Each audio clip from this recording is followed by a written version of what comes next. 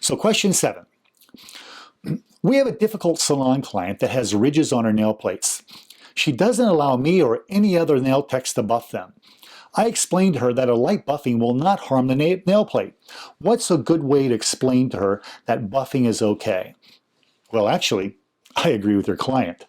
It's a common practice for nail technicians to buff the nail plate in order to smooth out so-called ridges. But surprisingly, there are no ridges on the nail plate to be removed. The nail plate can't suddenly start to grow a ridge.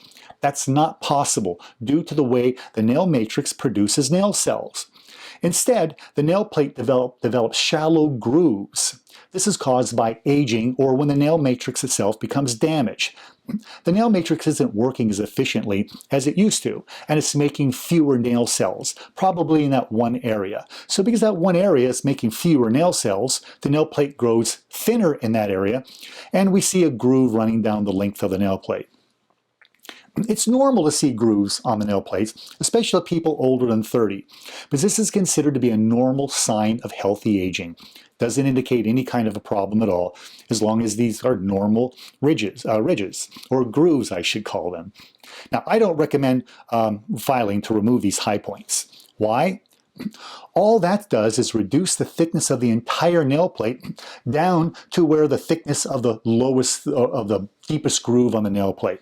In other words, it's going to substantially weaken the nail plate because now you've made the entire nail plate as thin as the deepest groove on the plate. Yikes! That's a lot of nail plate being stripped away from top layer, and all it does is merely thin and weaken the entire nail plate. It is far better to keep the client's nail plates thick.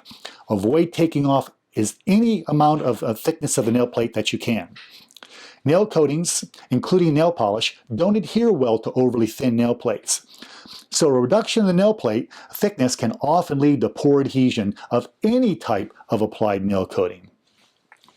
Excess nail plate thinning can also cause nail surfaces to peel excessively and or crack at the free edge.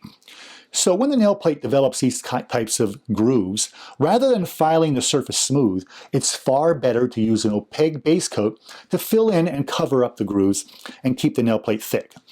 This is exactly why you would want to do this, to maintain the thickness and integrity of the nail plate.